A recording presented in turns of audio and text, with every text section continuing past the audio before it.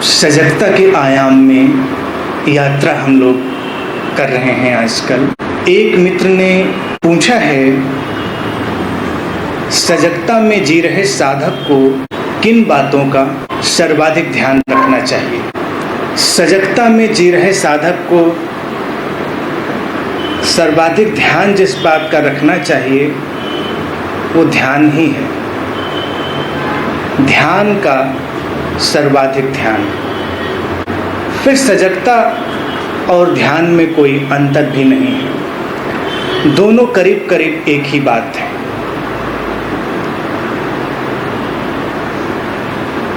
लेकिन फिर भी हम कुछ बिंदुओं की ओर जा सकते हैं जिन पर तुम काम कर सकते हो। दो स्थितियां हैं व्यक्ति के मन की, या तो सोई हुई या जागी हुई। लेकिन दूसरी स्थिति, जिस जागी हुई स्थिति की बात हम करते हैं, वो स्थिति कम पाई जाती है, कभी कभी पाई जाती है। उसे अर्जित करना होता है, उस पर तुम काम करते हो और धीरे धीरे उसे उपलब्ध करते हो। अन्यथा करीब करीब हर व्यक्ति सोया हुआ है और वो कुछ विशेष प्रक्रियाओं के कारण सोया हुआ है, उन पर ध्यान देंगे। पहली जो एक महत्वपूर्ण मन की गति है वो है इकट्ठा कर लिए हुए ज्ञान से अपने जीवन को संचालित करना। From the borrowed knowledge. सजगता का जब तुम अभ्यास कर रहे हो तब तुम्हारे लिए आवश्यक है कि तुम स्वतः स्फूर्त बनो। बी स्पॉन्टेनियस, एक्ट स्पॉन्टेनियसली, स्वतः स्फूर्त ढंग से काम करो, क्योंकि जीवन नया है, प्रतिक्षण नया है और पहले से तुम उसके बारे में कुछ भी तय नहीं कर सकते। पहले से तय करोगे तो मुश्किल में पड़ जाओ। फिर जीवन उदासी और ऊब से भर जाएगा अगर तुम पूर्व निर्धारित उत्तरों से अपना जीवन चलाना चाहोगे। मैंने सुना है एक गांव में दो परिवार रहा करते थे और दोनों के बीच बड़ी पुरानी दुश्मनी थी। एक परिवार का कोई भी व्यक्ति दूसरे परिवार से न तो मिलता था, न बात करता था, निगाह उठाकर भी दूसरे की ओर नहीं देखता था। इतनी शत्रुता और इतनी घृणा। सुबह सुबह उठकर जैसे सामान्यतया गांव के सारे लोग नदी से पानी लाते थे, तो उन दोनों परिवारों के लोग भी पानी लेने जाया करते थे। पीढ़ियां गुजरती गईं तो एक बार दो छोटी छोटी बच्चियां 10-12 वर्ष की, उनके जिम्मे यही काम सौंपा गया था, सुबह जाकर नदी से पानी लाना। तो दोनों बच्चियों के मन में कुतूहल था, लेकिन एक परिवार की बच्ची ज़्यादा विचलित थी और उसने अपने घर के बुजुर्गों से प्रश्न पूछा कि हम बात क्यों नहीं कर सकते उन लोगों से। बुजुर्गों ने कहा, उनसे हमारी पीढ़ियों से दुश्मनी है, हम लोग उनकी ओर आंख उठाकर भी नहीं देखते। कभी बात मत करना, अगर वो सामने पड़ जाए तो अपना मुंह फेर लेना। लेकिन बच्चे तो बच्चे। तो उस बच्ची में जितना मना किया गया उतना कुतूहल और बढ़ा। तो एक दिन रास्ते में दूसरे परिवार की जो बच्ची जा रही थी अपना घड़ा लेकर, उससे उसने यूं ही बात चलाने के लिए पूछा। उसे तो पता ही था कि वो पानी लेने जा रही है, वो भी पानी लेने जा रही है। उसने बस यूं ही पूछा कि कहाँ जा रही है।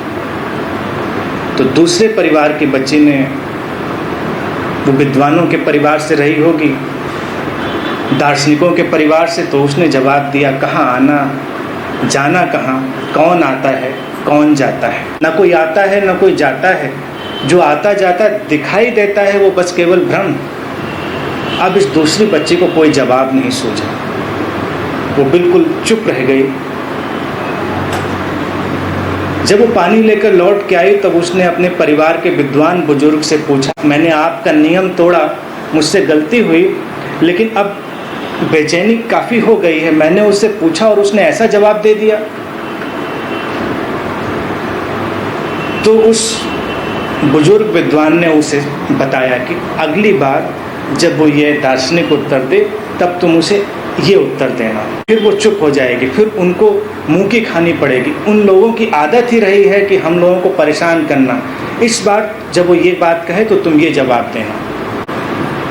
दूसरे दिन फिर वो रास्ते पर मिली तो बच्ची ने पूछा कहाँ जा रही हो? उसने कहा जिधर हवा ले जाए। अब सारा पुराना उत्तर बेकार हो गया। वो सोच कर आई थी कि जब वो कहेगी कि कौन आता है कौन जाता है तो उसके जवाब में मैं उत्तर दूंगी। ये नई बात उसने कही थी। खैर जब उसने आकर बताया अपने परिवार में तो बुजुर्ग ने कहा अगली बार जब वो ये वाली बात भी कहे तब तुम ये वाली बात कहना। अब उसके दोनों उत्तर तैयार थे। तीसरे दिन जब वो मिली तो उसने पूछा कहाँ जा रही हो? उसने कहा नदी से पानी लेने। फिर बात खत्म हो गई। जीवन में अगर तुम सीखे सिखाए उत्तरों से, उधार के उत्तरों से काम चलाओगे तो ऐसी ही मुश्किलें आएंगी। जीवन हमेशा कुछ नया तुम्हारे सामने लाकर खड़ा कर देगा। और तुम जिसको तैयारी कहते हो, तैयारी तुम किस बात की करते हो? जो अतीत में घट चुका है उसके परिप्रेक्ष्य में तैयारी करते हो। अब शहर में देखिए कहीं चोरी हो जाए, कहीं कोई दुर्घटना हो जाए तो दुर्घटना के बाद वो सारे उपाय लिए जाते हैं जिन उपायों की अनुपस्थिति में, जिन उपायों के अभाव में वो घटना घटी थी। तो क्या अगली बार दुर्घटना उन उपायों को देखकर होगी, या अगली बार जो चोरी करेगा वो उसी तरह से करेगा? वो उसी जगह से चार दीवारी कूद कर आएगा, उसी जगह सेंध लगाएगा? लेकिन उपाय प्रशासन में भी ऐसे ही लिए जाते हैं और तुम जीवन में भी ऐसे ही उपाय लेते हो। अतीत में जो घट गया केवल उसकी भरपाई, उसका पैच वर्क। जीवन में अचानक कुछ घट जाता है, अचानक कुछ नया हो जाता है, तब तुम क्या करोगे? तो उसके लिए उत्तरों की आवश्यकता नहीं होती है, आवश्यकता होती है तुम्हारी सजगता की। सजगता तुम्हारे भीतर विवेक को लाती है और इस विवेक के साथ तुम्हारे अंदर स्वतः स्फूर्त दशा आती है, स्पॉन्टेनियस। तुम्हारा जो मस्तिष्क है इसने करोड़ों वर्षों की यात्रा में इस तरह के स्वतः स्फूर्त रिस्पॉन्सेस सीखे हैं, लेकिन वो सारे रिस्पॉन्सेस केवल सर्वाइवल के लिए हैं, तुम्हें जीवित बनाए रखने के लिए हैं। इसलिए कई बार तुम्हारा मस्तिष्क तुम्हारे बहुत सारी बातों में यकीन नहीं करता और वो तुमसे वो करवा लेता है जो उसके जीवित रहने के लिए आवश्यक होता है। लेकिन जीवित रहने से अधिक ये जीवन है, सर्वाइवल से अधिक ये जीवन है, यही मनुष्यता है। और तब तुम्हें अपने अंदर, अपने अंतरतम में सजगता की वो आग पैदा करनी होती है जो तत्काल उत्तर दे सके। तत्काल जो घटना हो, जो बात हो, उस पर वो क्रिया कर सके। सामान्यतया जीवन प्रतिक्रिया का है, क्रिया का नहीं। सजगता में जीवन क्रियावान होता है, प्रतिक्रियावान है। तो कोशिश करें, देखें कि तुम कहाँ कहाँ पर प्रतिक्रियावान हो जाते हो और कहाँ कहाँ पर तुम क्रियावान होते हो। आमतौर से जो जिंदगी है व्यक्ति की वो केवल प्रतिक्रियाओं में बीतती है। किसी ने कहा तुम अच्छे हो, घर तुम खुश खुश पहुंचते हो। किसी ने रास्ते में तुम्हें उल्टा सीधा कह दिया, घर तुम मुंह लटकाए पहुंचते हो।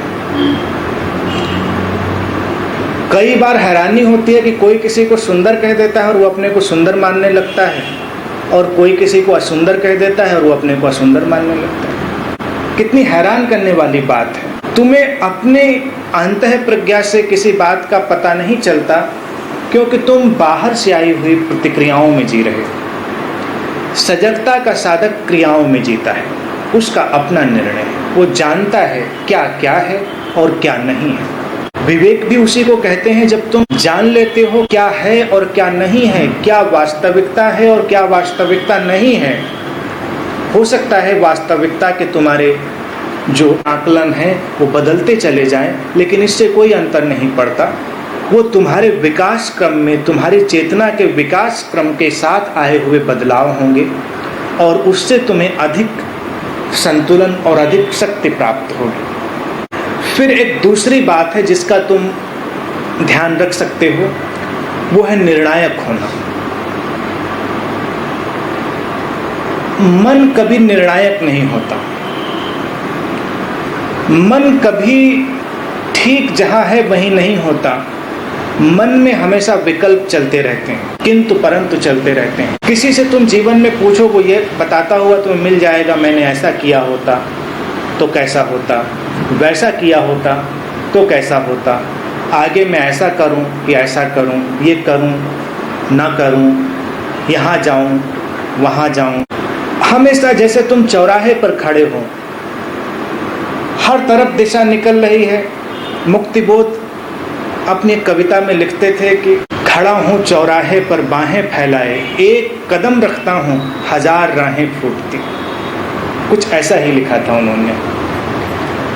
चौराहा तो है, चौराहा दुविधा है, और फिर एक राह जिस पर तुम कदम भी रखते हो तो फिर हजार राहें फूट जाती हैं और तुम्हें पता ही नहीं तुम किधर जाओ।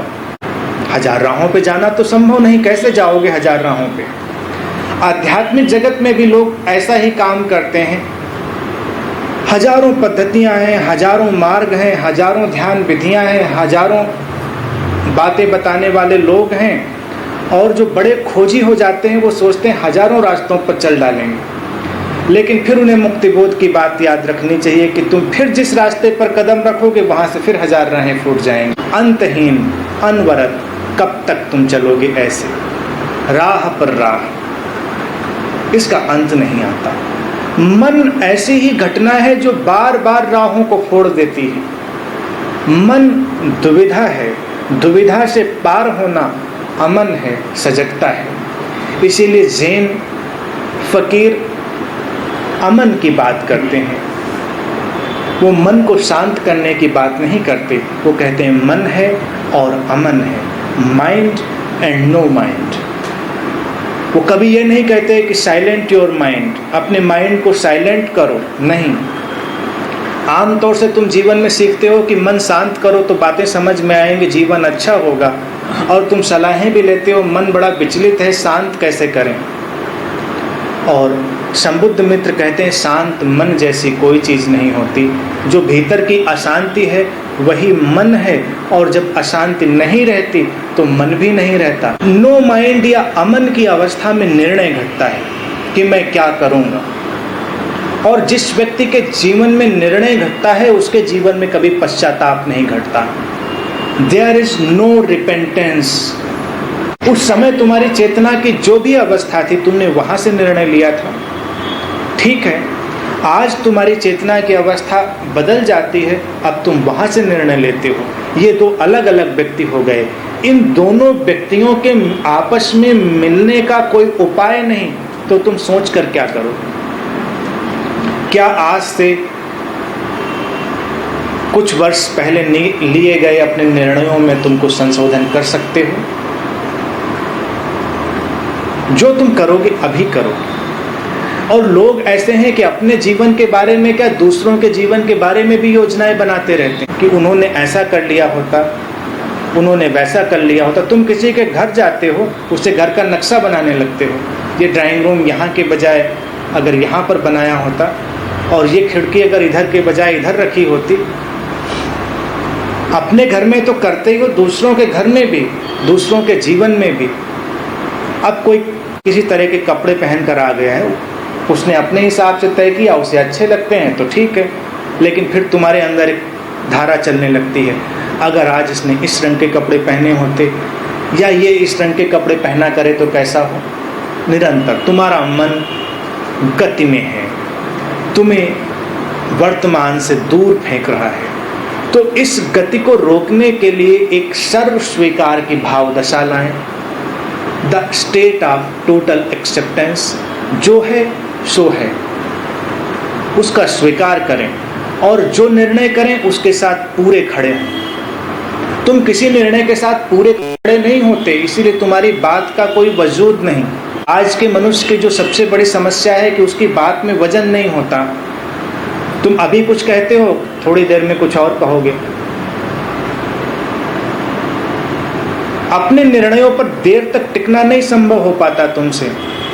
तुम कोई काम करते हो, फिर लौट लौट कर देखते हो कि उसे ठीक किया कि नहीं। यहाँ तक कि तुम कोई पुस्तक पढ़ रहे हो, तुम पृष्ठ के अंतिम शब्द तक पहुंच जाते हो, फिर अचानक तुम्हें लगता है तुम जो ऊपर पढ़ाए थे वो वही था जो तुमने पढ़ा था, तो फिर तुम लौट कर ऊपर के पृष्ठ पर जाते हो, फिर से उसे पढ़ते हो। और कई बार जब विद्यार्थी अपनी परीक्षाओं की तैयारियां कर रहे होते हैं, एग्जाम्स की प्रिपरेशन कर रहे होते हैं, तो मैंने देखा है वो एक ही पन्ना घंटों पढ़ते रहते हैं, ऊपर से नीचे आते हैं, फिर अंदर इतने विचार चल रहे हैं, फिर सब खो जाता है, उनको लगता है पता नहीं मैंने क्या पढ़ा था, तो फिर वो शुरू से शुरू करते हैं। तुम घर में ताला बंद करके बाहर जाते हो, लौट कर 3 बार फिर उसे हिला कर देखते हो कि ताला बंद किया था कि नहीं बंद किया। ये कॉमन डिजीज है, ये ज़्यादातर लोगों में पाई जाती है, क्योंकि एक बार तुम पूरी सजगता से ताला भी नहीं बंद करते कि पूरी सजगता से चाबी डाली, घुमाया, बंद कर दिया, चले गए, घर लौट जाते हो। फिर कभी कुछ महिलाएं आ जाती हैं, जैसे यहाँ ध्यान में भी अब तो लोगों की सजगता का स्तर काफ़ी बढ़ चुका है। पहले एक आध बार कुछ लोग यहाँ से वापस भी जा चुके हैं, उनको ख्याल आया कि मैं गैस खुली तो नहीं छोड़ाई थी,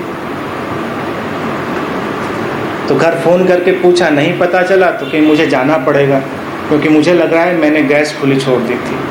तुमने इतनी सजगता से गैस को खोलना बंद करना भी नहीं सीखा, तुम्हें रोज़ उसको देखना पड़ता है। फिर अगर चलो तुम्हारी बेहोशी से कोई निर्णय हो भी गया, तो इतनी दृढ़ता अपने अंदर लाओ कि जो किया सो किया, और उसका जो परिणाम आएगा उसे भुगतेंगे, तो तुम्हारे अंदर एक क्रिस्टलाइजेशन होगा। आगे आने वाले कृत्यों में तुम्हारे अंदर ज़्यादा शक्ति पैदा हुई। अब की बार जब घर में ताला बंद करो, रास्ते पर तुम्हें लगे कहीं खुला तो नहीं छोड़ा है, तो चले जाओ। निर्णय की ताकत से तुम्हारे अंदर क्रिस्टलाइजेशन हो। कई बार तुम इतनी छोटी छोटी बातों में जीवन को इतने नीचे उतार लेते हो कि जीवन में जो प्रकाश आ सकता है वो खो जाता है। जिन बातों में तुम बार बार पीछे लौट कर देखते रहते हो, उन बातों से जीवन में कोई बहुत अंतर नहीं पड़ता। एक गाना था, मुड़ मुड़ के ना देख मुड़ मुड़ के। वो किस स्थिति में लिखा गया था और क्यों लिखा गया था मुझे नहीं पता, और जिस स्थिति में लिखा भी गया हो वो बड़ी सोई हुई स्थिति थी, लेकिन उसमें अच्छी बात है, मुड़ मुड़ के नहीं देखना है तुमको, आगे जाओ, नहीं देखना है तुमको, आगे जाओ।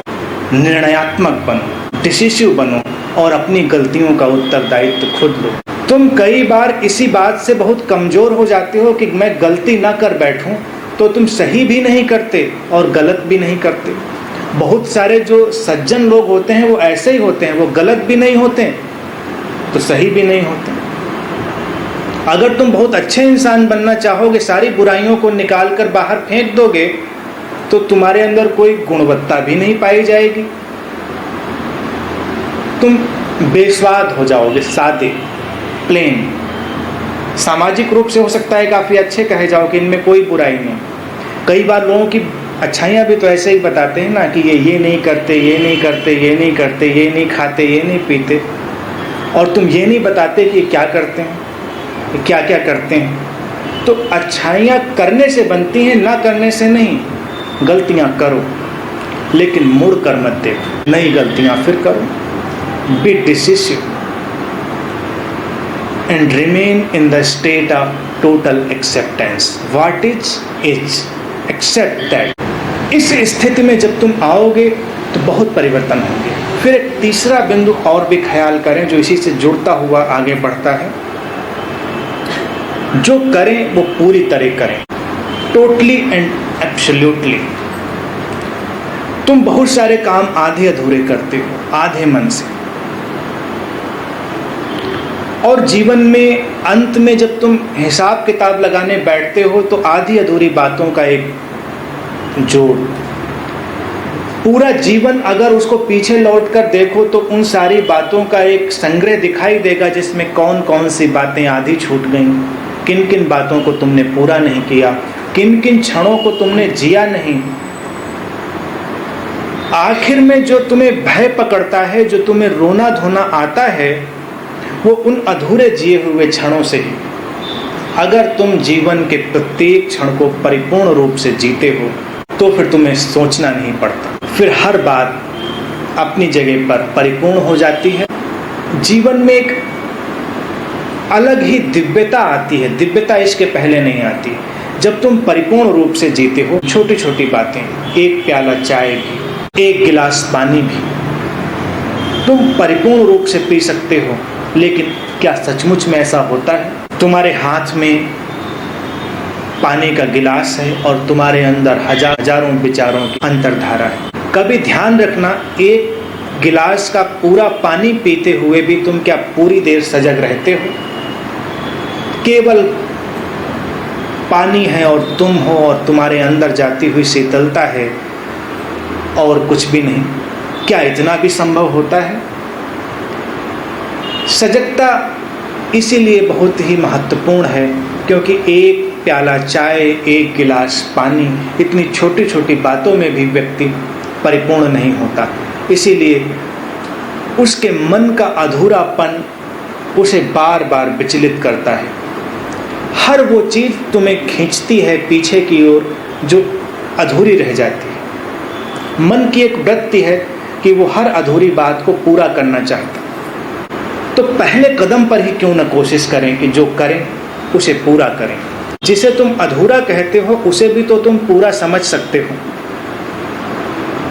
जैसे तुम पॉजिटिव थिंकिंग में एक उदाहरण सुनते हो, आधा भरा गिलास और पूरा भरा गिलास।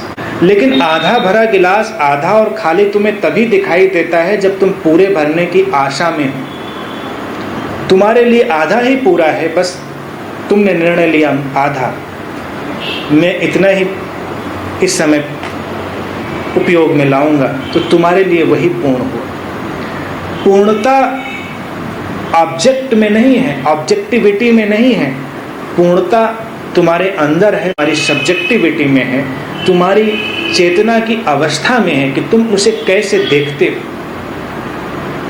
न तो व्यक्ति के संबंध पूर्ण होते हैं, न व्यक्ति की आशाएं पूर्ण होती हैं, न व्यक्ति के कृत्य पूर्ण होते हैं। और ये अपूर्णता उसे हमेशा सुलाए रखती है क्योंकि वो उसे सपने दिए रहती है कि ऐसा करेंगे तो ऐसा हो जाएगा, ऐसा करेंगे तो ऐसा हो जाएगा। संबंधों के बारे में संबुद्ध मित्र निरंतर कहते रहे, संबंध प्रायः एक दूसरे के भ्रमों को जिलाए रखने की व्यवस्था है। लोगों के अपने अपने भ्रम हैं और हम लोगों के साथ जुड़ते हैं, अपने भ्रमों को तो जिंदा रखते ही हैं, दूसरे के भ्रमों को जिंदा रखने में सहयोग देते हैं। और एक साधक की, एक आध्यात्मिक व्यक्ति की दशा है भ्रम से पार होना, संबंधित होना वास्तविकता के साथ। तब संबंधों का एक अलग धरातल खुलता है, तुम एक नए धरातल में प्रवेश करते हो क्योंकि अब तुम भ्रम में नहीं हो। भ्रम, इल्यूजन व्यक्ति के जीवन का एक ऐसा हिस्सा हो गए हैं कि वो उसे वास्तविकता ही मानता है। तो कोशिश करें कि सारे भ्रमों के पार जैसा है उसे वैसा देखें। तुम उदास हो तो पूरी तरह उदास हो, तुम दुखी हो तो पूरी तरह दुखी हो, तुम प्रसन्न हो तो पूरी तरह प्रसन्न हो। तुम्हारे अंदर जो भी भाव उठे उसको एक परिपूर्णता दो और तुम देखोगे एक मिस्टीरियस अल्केमी है, एक रहस्यमय प्रक्रिया है तुम्हारे भीतर जो चीज़ों को रूपांतरित कर देती है। जैसे अगर तुम उदास हो और तुम सजगता का अभ्यास कर रहे हो, तुम आँख बंद करके बैठते हो, अपनी उदासी के संग साथ रहते हो, उदासी गहरी होती है और गहरी होती उदासी तुम्हें पता ही नहीं चलता कब रूपांतरित हो गई, कब ट्रांसफॉर्म हो गई और तुम्हारे अंदर एक पुलक बनकर तुम्हारे ऊपर छा गई। क्योंकि कभी तुमने उसे गहरा होने नहीं दिया, इसीलिए वो बार बार लौट कर आती।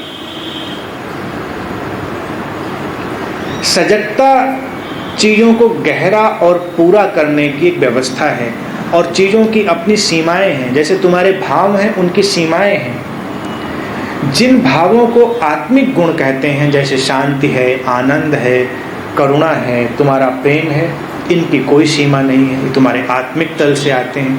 बहुत सारे वो भाव जो तुम्हारे मानसिक तल से आते हैं, घृणा है, द्वेष है, हिंसा है,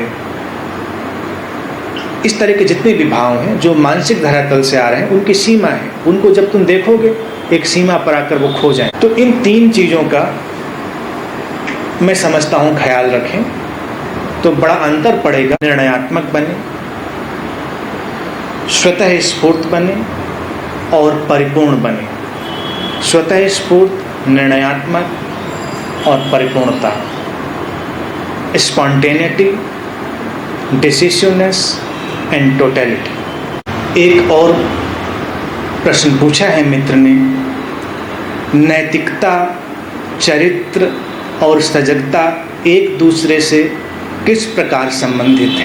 वो किसी भी प्रकार संबंधित नहीं है। पुराना धर्म जो रहा है और पुराने धर्म की जो व्यवस्थाएं रही हैं, वो नैतिकता और चरित्र पर ही बहुत अधिक ध्यान देती रही। और जो संबुद्ध मित्रों का धर्म रहा है, उसने केवल और केवल सजगता पर ध्यान दिया है और उस सजगता से एक अलग ही किस्म का चरित्र और एक अलग ही किस्म की नैतिकता निकलती रही।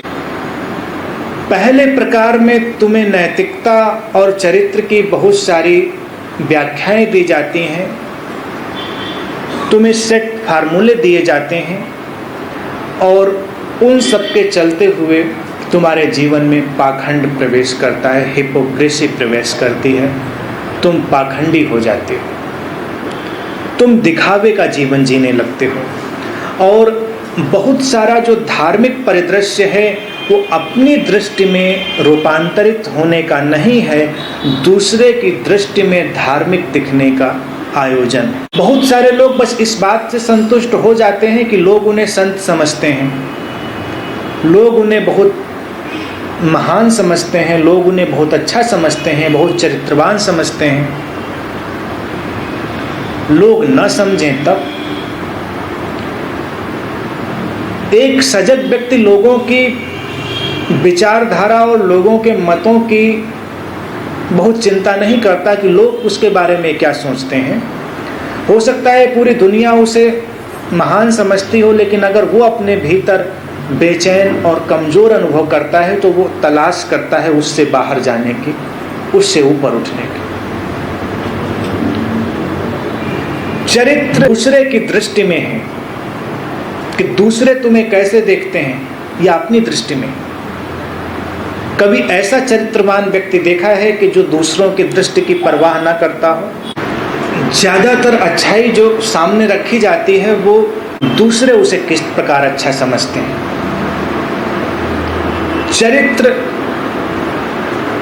तुम्हारे भीतर से भी आ सकता है और बाहर से भी थोपा जा सकता है। जो चरित्र बाहर से थोपा जाएगा वो तुम्हें निश्चित रूप से पाखंडी बनाएगा।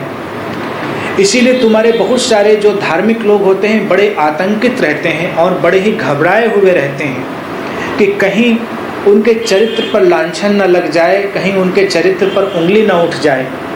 जब चरित्र कमज़ोर होगा, सजगता से नहीं आया होगा, तो व्यक्ति घबराया हुआ होगा, और जब चरित्र सजगता से आएगा कोई घबराहट नहीं। पूरी दुनिया भी तुम्हारे विरोध में क्यों न खड़ी हो जाए, लेकिन फिर भी तुम अपने आंतरिक सत्य के साथ अडिग होकर खड़े रहते हो। बुद्धत्व इसी घटना का तो नाम है। तुम्हारे भीतर खट गई है बात, उसे तुम जानते हो। अब तुम्हें किसी बाहरी प्रमाण की आवश्यकता नहीं। कभी ऐसा नहीं होगा कि बाहर से कोई आकर कह दे कि नहीं, तुम बुद्धत्व को उपलब्ध नहीं हो और तुम्हारा बुद्धत्व क्षण भर में बिखर जाए, या तुम वोटिंग करवा लो।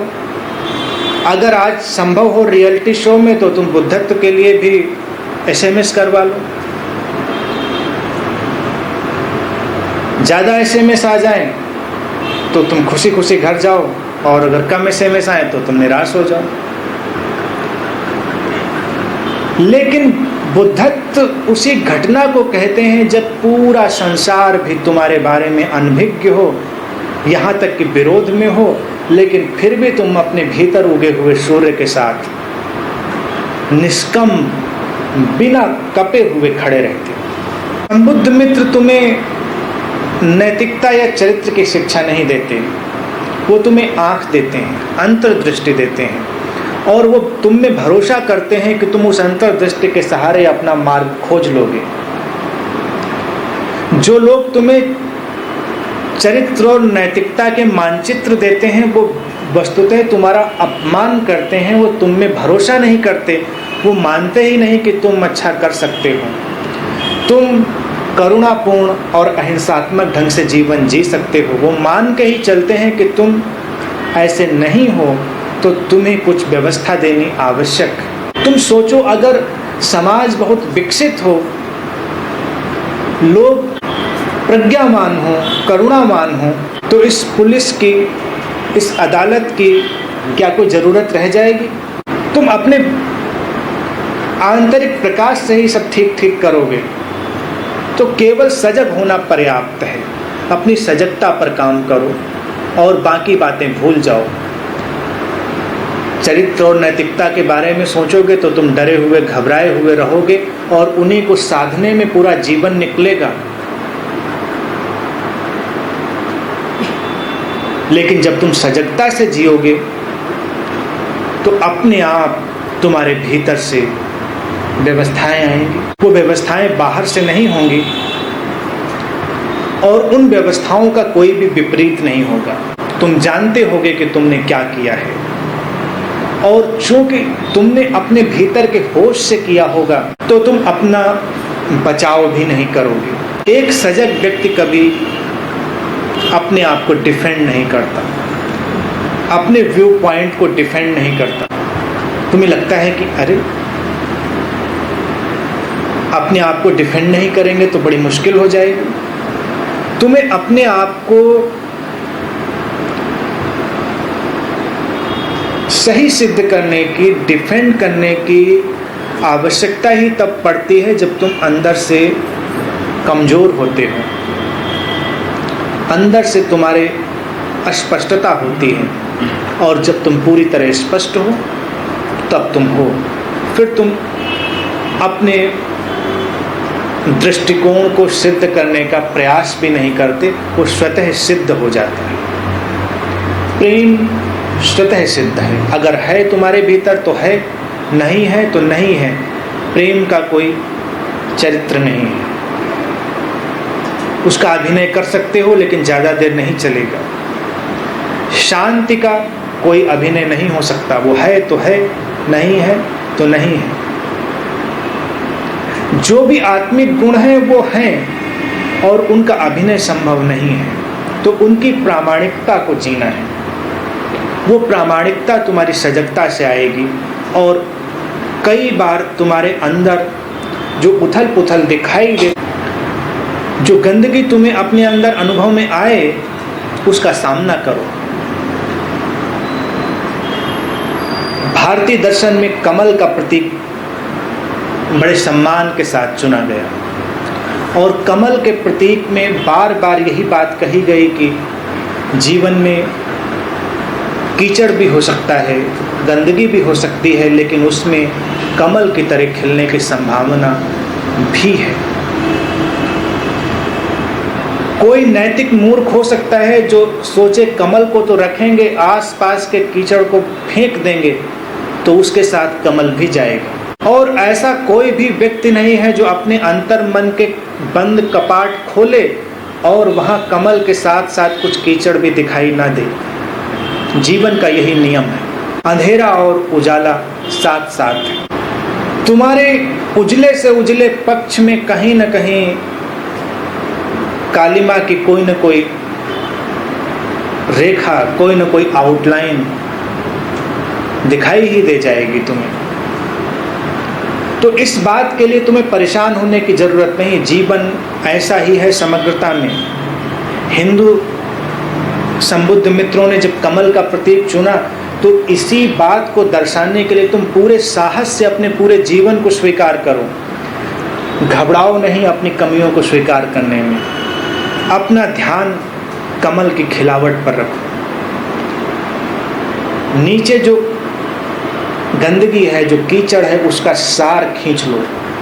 उस सार को अपने प्राणों के सुगंध बन जाने दो। जैसे कमल में जो सुगंध आती है, जब बीज उस कीचड़ में पड़ा हो तुम कल्पना भी नहीं कर सकते यहाँ से ऐसी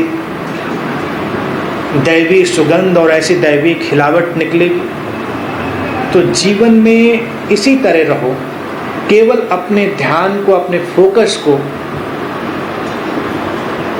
कमल के ऊपर रखकर चलो, अपने जीवन की खिलावट पर। जीवन में तुम्हारे कमियां हैं, तुम्हारे उलझाव हैं, उनका भी आनंद लो, उनमें उलझो नहीं, और धीरे धीरे वो रूपांतरित होंगे, तुम्हारे अंदर कोई खिलावट आएगी। नैतिक और चरित्रवान बनने में कई बार लोग सोचते हैं कि इस कीचड़ से मुक्त हो जाएं, तो मुक्त तो नहीं होते हैं, उसके ऊपर सजावट कर सकते हैं, लेकिन सजावट हटते ही फिर नीचे से वो निकल आता है। दंगे हो जाए, कहीं पर हिंसा हो जाए, तुम देखो कि एक से एक चरित्रवान और नैतिक लोगों ने जघन्य से जघन्य काम किए हैं। क्यों? उनके अंदर छुपा पड़ा था, सतह से नीचे गए, सारा का सारा जो काला पक्ष था निकल कर बाहर आ गया। और जब एक साधक अपने जीवन के परिपूर्ण स्वीकार में जीता है तो विनम्र हो जाता है। जो व्यक्ति समाज में बहुत अधिक चरित्रवान और बहुत अधिक नैतिक होकर प्रतिष्ठित होता है वो विनम्र नहीं होता, वो बहुत अहंकारी हो जाता है और दूसरों को थोड़ी नीची निगाह से देखने लगता है। इसीलिए तुम अगर बहुत सारे तथाकथित साधु संतों के प्रवचन सुनो तो तुम्हारी निंदा ही निंदा उसमें होगी, घनघोर निंदा। और अगर तुम बहुत अधिक गौर से सुनो तुम्हें लगेगा कि तुम तो जमीन पर रेंगते हुए कीड़े मकोड़े हो, तुम्हारे ऊपर उठने की कोई गुंजाइश नहीं। कुछ धर्मों ने स्त्रियों के लिए द्वार बंद कर दिए, कुछ मंदिरों ने स्त्रियों के लिए द्वार बंद कर दिए। इतना बड़ा भेदभाव नैतिकता के चलते हुए कि स्त्रियां तुम्हारे लिए नरक का द्वार बनेंगी और पुरुष उस द्वार पर खड़े हुए पहरेदार जो उस द्वार को खोलेंगे। द्वार में जाने के लिए कोई खोलने वाला भी तो होना चाहिए। तो इसको अगर कहें तो संशोधित कर लें, स्त्रियां नरक का द्वार हैं तो पुरुष द्वार पर खड़े हुए पहरेदार हैं। ये सब मूर्खतापूर्ण वक्तव्य चलते रहे। तो ऐसे ही धर्मों ने मंदिरों में जाने से रोक लगा दी, स्त्रियों के लिए जो धार्मिक साहित्य था उसके अध्ययन की रोक लगा दी और उनके जीवन को पूरी तरह से नियंत्रित कर लिया। और उस नियंत्रण में धर्म की और समाज की आभा, उसकी जो रोशनी थी वो धीरे धीरे खो गई। तो ऐसे प्रवचनों में तुम अपने आप को बड़ा ही लज्जित अनुभव करते हो। तुम्हें लगता है कि मुझसे नहीं हो सकता, बड़ा मुश्किल है, क्योंकि तुम उन्हीं इच्छाओं वासनाओं में जी रहे हो, तो तुम्हारे लिए मुक्ति का तो कोई उपाय नहीं। जिन महात्मा जी ने तुम्हें प्रवचन दिया है वो हिमालय में 20 साल साधना करके आए हैं, उन्होंने इस तरह का नैतिक जीवन जिया है, तुमने तो ऐसा नहीं किया है। तुम तो अपनी इच्छाओं में भी रहे हो, अपने जीवन की निम्नताओं में भी रहे हो, फिर तुम्हारे लिए मुक्ति का द्वार कहाँ से खुलेगा? खुलेगा परिपूर्ण स्वीकार से। कमियां हैं सभी के अंदर, सूरज में भी धब्बे हैं, चांद पे भी धब्बे हैं। मैं ये नहीं कह रहा तुम धब्बों को देखो, लेकिन तुम ये भी जानो कि धब्बे होते हैं, लेकिन उनके बावजूद भी रोशनी होती है। कभी सूरज इसलिए सकुचा नहीं जाता कि उसके ऊपर कैसे धब्बे हैं जो उसे बदसूरत बनाते हैं, इससे उसकी चमक कम नहीं पड़ जाती। कभी चांद इसलिए कम प्यारा नहीं लगता कि उस पर कुछ धब्बे हैं, लेकिन नैतिक और चरित्रवान व्यक्ति जरा से धब्बे से तुम्हें तिरस्कृत कर देता है। तो ऐसे तिरस्कार से और ऐसी चारित्रिक और नैतिक व्यवस्था से ऊपर उठें, सजग बने, जीवन को परिपूर्ण स्वीकार में लें। तुम्हारा पूरा जीवन अनेकानेक विरोधाभासों से भरा है। अब जैसे एक व्यवस्था भारत में रही तुम्हें थोड़ा उस बारे में मैं बात कहूँ तो तुम्हें ये बात ख्याल में पड़ेगी। जो शूद्र, वैश्य, क्षत्रिय और ब्राह्मण, इन वर्गों में समाज को बांट दिया गया, तो ब्राह्मणों ने शूद्रों को बड़ी नीची निगाह से देखा, क्षत्रियों को, वैश्यों को, ऊपर वाले ने नीचे वाले को, सब खंडों में बंट गए। लोगों को लगा कि अपने अपने वर्ग की एक विशेषता है और अपने वर्ग का एक चरित्र है, तो सब सर्वोपरि ब्राह्मण रखा गया, क्योंकि ब्राह्मणों ने ही उसको विभाजित किया था। शूद्रों ने अगर बनाया होता वो सर्वोपर रखते, उनको बनाने का मौका नहीं आया, अब आ रहा है तो मुश्किल हो रही है। तो अगर इसकी सामाजिक व्यवस्था में ना उलझा जाए तो एक मनोवैज्ञानिक सत्य हो सकता है कि जब तुम शरीर के तल पर जीते हो, जब तुम देह से ही आसक्त होकर जीते हो, तब तुम शूद्र की अवस्था में रहते हो। हर व्यक्ति एक साथ चारों वर्गों में बटा हुआ है और एक साथ चारों वर्गों में जी रहा है। तो देह की सीमाएं हैं, देह के दुख हैं। और जब कोई व्यक्ति अपने मन के तल पर जीता है, मन का तल जो लगातार और की मांग करता है, मन कभी संतुष्ट नहीं होता। कहाँ होता है? तुम हमेशा कुछ और चाहते हो। तो जो मन के तल पर जीता है वो वैश्य है, और जो आत्मिक तल पर जीता है, सीधा सपाट संकल्प की धार की तरह से, वो क्षत्रिय के तल पर जीता है। और जो सजगता के तल पर, अपने आत्मिक अनुभव से पार अपने स्वभाव के तल पर जो जीता है, वो ब्राह्मण के तल पर जीता है। तो ये चारों वर्ग इस तरह से मिल जाते हैं। अब तुम न किसी को नीचा देख सकते हो, न किसी को ऊंचा, क्योंकि शरीर को मन संभालता है, मन को तुम्हारी आत्मा संभालती है, और आत्मा तुम्हारे स्वभाव से टिकी हुई है। शरीर हट जाए तो चीज़ें बिखर जाएंगी, मन का यंत्र चला जाए तो व्यवस्थाएं टूट जाएंगी, आत्मिक व्यवस्था से तुम्हारा संपर्क टूट जाए तो भी व्यवस्था टूट जाएगी। तो सब कुछ एक साथ है, कोई निंदा नहीं, शरीर की भी निंदा नहीं, मन की भी निंदा नहीं, आत्मिक तल पर निंदा प्रवेश नहीं करती। तो साधक के लिए पहली और अनिवार्य शर्त, शरीर और मन के तल पर घटती हुई किसी भी व्यवस्था की कोई भी निंदा नहीं, नो कंडेमनेशन एट ऑल। और सीधा जो अपना ध्यान है वो अपने आत्मिक तल पर, अपने स्वभाव के तल पर, अपने भीतर खिलते हुए कमल पर। फिर सब शुभ हो जाता है, फिर सब सुंदर हो जाता है। फिर तुम्हें जरूरत नहीं रह जाती कि तुम ऐसे बटे हुए जीवन में जियो, तुम परिपूर्ण जीवन में जी रहे हो। और निश्चित रूप से ये बात तुम्हें विनम्र बनाएगी और तुम्हें सहनशील बनाएगी। आज देखो समाज की सबसे बड़ी समस्या क्या है? व्यक्ति सहनशील नहीं है। सहनशील इसलिए नहीं हो क्योंकि तुम अपने आप को भी बर्दाश्त नहीं करते, तो तुम दूसरों को भी बर्दाश्त नहीं करते।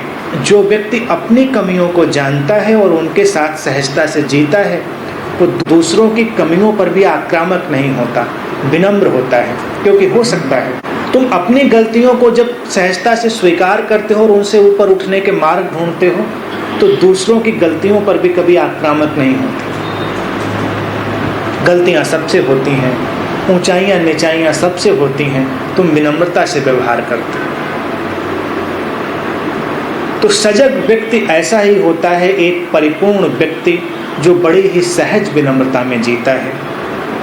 वो उस नैतिक और चारित्रिक व्यक्ति की तरह से नहीं होता जिसके अंदर बड़ी नोकें होती हैं, जिसके अंदर बड़े उलझाव होते हैं।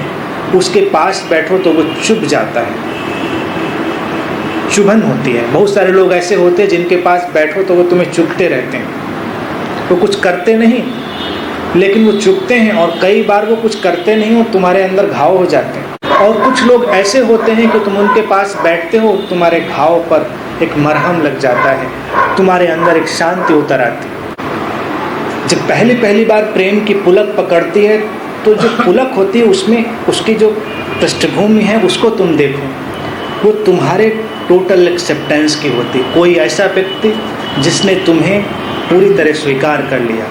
लेकिन जब प्रेम आगे बढ़ता है फिर सिलेक्शन शुरू होता है, फिर रिसेक्शन शुरू होता है, फिर तुम वैसे नहीं रखे जाते जैसे तुम थे, फिर बेचैनी शुरू हो जाती, फिर वो पुलक जाती रहती और पूरा जीवन उस पुलक की तलाश में तुम जीते हो। तो हमेशा जो जीवन में आनंद की लहर है वो उसी व्यक्ति के पास हो जाती है जहाँ एक स्वीकार की भाव दशा है, वहीं विनम्रता है। प्रकृति के पास इसीलिए तुम बड़ा सहज अनुभव करते हो। तुम नदियों, वृक्षों या पहाड़ों के पास हो, तुम शांत हो सकते हो, तुम जैसे हो वैसे हो सकते हो और वहीं से रूपांतरण घटता है। तो अच्छा हो कभी कभी तुम जाओ प्रकृति के पास बैठो, नदियों के साथ बैठो, पेड़ पौधों के साथ बैठो, वो तुम्हें इनकार नहीं करेंगे। एक संबुद्ध व्यक्ति तुम्हारी निंदा नहीं करता, उसकी उपस्थिति ही तुम्हें ट्रांसफॉर्म करती है, क्योंकि वो तुम्हें पूरी तरह स्वीकार करता है। तुम्हारे अंदर सारी संभावनाएं हैं और कमल की उपलब्धि बस उतना ही लक्ष्य है, कीचड़ है, उसकी कोई चिंता नहीं। तो ऐसे जिए कमल की तरह, फिर देखें सजगता अपना काम कैसे करती है और सजगता के अंदर से खिलावट कैसे निकलती है। आज के लिए इतनी ही बात।